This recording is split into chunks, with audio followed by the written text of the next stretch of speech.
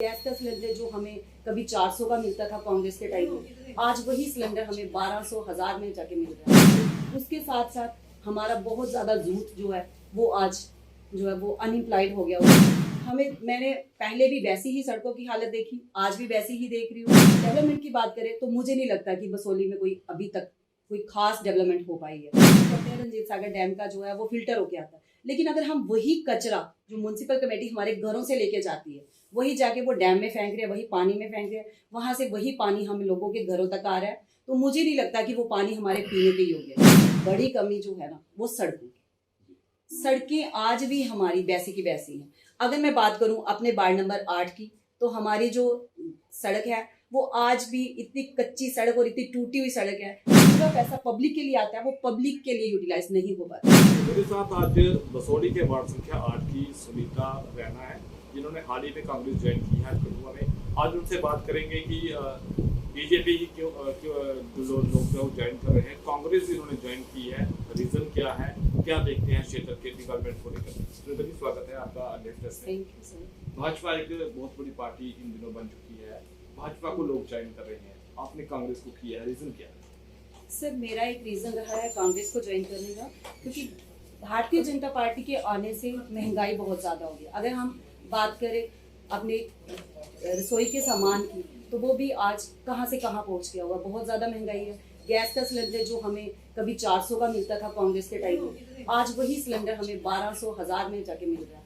तो उसके साथ साथ हमारा बहुत ज़्यादा यूथ जो है वो आज जो है वो अनएम्प्लॉयड हो गया हुआ है। बहुत सारी डिग्रियाँ हासिल की हैं, लेकिन उन डिग्रियों की अब कोई वैल्यू उनके लिए नहीं रहेगी, क्योंकि वो सारे जो है इन्होंने काफ़ी कोई मेरे को 10 सालों में कोई भी पोस्ट जो है वो नहीं निकाली।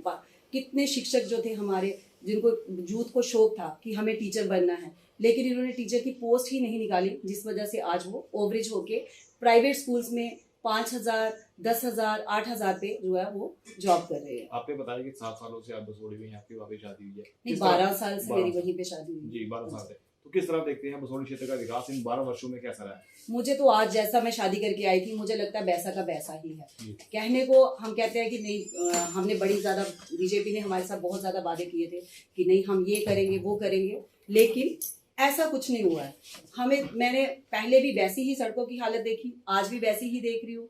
अगर हम किसी भी चीज़ की बात करें, डेवलपमेंट की बात करें, तो मुझे नहीं लगता कि बसोली में कोई अभी तक कोई खास डेवलपमेंट हो पाई है। चाहे आप अपने महल ही देख लो, अपने हमारी पुरानी हिस्ट्री है वो, लेकिन वो हिस्ट्री मेरे को लगता है वहाँ की वही है। उसमें अगर हम डेवलपमेंट करते तो हमारा बसोली क्षेत्र भी एक टूरिज्म प्लेस जो था वो अच्छे से बन सकता था। सुनीता जी, एक बहुत ही बड़ा मामला जो है बसोली का है, बहुत बड़ा मैसेज है कि कचरा म्युनिसिपल कमेटी का आज भी खुला में फेंका जा रहा है और बीते 5 वर्षों से लगातार खुले में फेंका जा रहा है।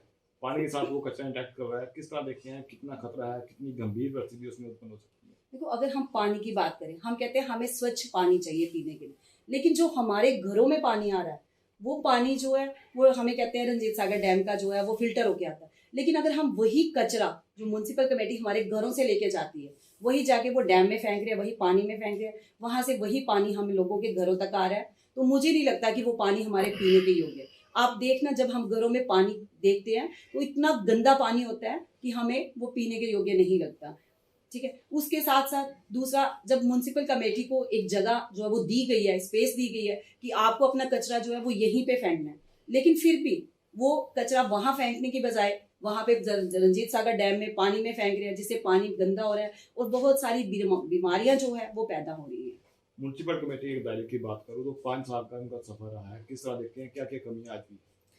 सबसे बड़ी कमी जो है ना वो सड़कों की। सड़कें आज भी हमारी वैसी की वैसी हैं। अगर मैं बात करूं अपने वार्ड नंबर 8 की, तो हमारी जो सड़क है वो आज भी इतनी कच्ची सड़क और इतनी टूटी हुई सड़क रहता है, जिससे मच्छर, ये डेंगू वगैरह जो है वो फैल सकते हैं। हमने अक्सर देखा कि वार्ड संख्या 8 की गली ऐसी भी है जो प्रशासन, तो हम कहेंगे कि प्रशासन द्वारा भी वहाँ पे कर चुका है, नगर कमेटी आज तक उसे छोटी सी गली को नहीं बना सकी, उनके पास फंड्स नहीं वहाँ पे आ सके, तो क्या कारण देखते हैं इसमें? ऐसी बात नहीं है, फंड्स नहीं आते हैं, फंड्स तो आते हैं। अभी हमारी वाली गली में कह रहे थे 1.5 करोड़ रुपए का वो आया हुआ है, लेकिन क्या जो हमारी सड़क जो बनी है क्या वो 1.5 करोड़ में बन गई? आप लोग भी पढ़े लिखे हो, मैं भी पढ़ी लिखी हूँ, इतनी कैलकुलेशन हम कर सकते हैं कि मेरे को नहीं लगता कि वो पैसा नहीं आता। फंड तो आते हैं, लेकिन उस फंड का जो है वो प्रॉपर यूज जो है वो नहीं होता। क्या उसमें कोई पॉलिटिकल रीजन मान सकते हैं? Political reason? हाँ, पॉलिटिकल रीजन तो है, क्योंकि हर एक नेता को होता है कि कहीं ना कहीं जो जितना भी पैसा आ रहा है वो कहीं किसी के उसमें जाएगा, कहीं पे जाएगा, जिस वजह से जो है वो नहीं हो पाती। जो पूरा पैसा पब्लिक के लिए आता है वो पब्लिक के लिए यूटिलाइज नहीं हो पाता। हर घर स्वच्छ जल देने की बात की जा रही है, नल से जल, किस तरह देखते हैं? लोगों को साफ पानी मिलता है वहाँ पे?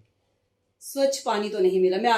बात क्या करनी है, आप किसी के भी घर में जाके ना सुबह एक दिन सिर्फ चेक कर लेना पानी, इतना गंदा पानी है, तो उसमें गोबर, काला कचरा, इतना कुछ पानी में गंदा आता है कि वो पानी हमें लगता नहीं है हम पिए। मैक्सिमम लोग जो है वो कुएं पे जाते हैं पानी लेने के लिए, पीने के लिए, तो फिर क्यों जाएंगे वो कुएं पे पानी लेने के लिए? आप कुएं पे कभी पानी लेने जाना, इतना रश होता है कि वहां पे टर्न नहीं आती लेने की। क्यों? क्योंकि घर में गंदा पानी आ रहा है, वो गंदा पानी बच्चे क्या पियेंगे?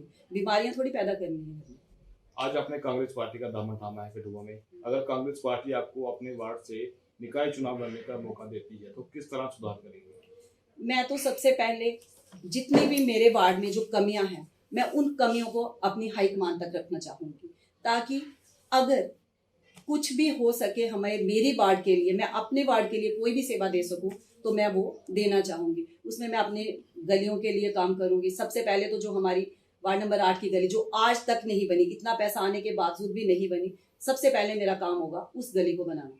उसके बाद जो हमारे घरों में पानी आ रहा है उस पानी को स्वच्छ करवाना। उसके साथ साथ हमारे जो वार्ड है, हमारी गली में कोई भी वर्कर नहीं है गली साफ करने के लिए, तो वो भी डिप्यूट करवाना चाहूंगी। तो ये थी हमारे साथ सुनीता रैना जिन्होंने बताया कि अगर मौका मिलता है तो किस तरह से वार्ड को सुधारने के लिए काम किया जाएगा और क्या क्या कमियां ही उसके बारे में भी इन्होंने जो है वो विस्तारपूर्वक ढंग से बताया।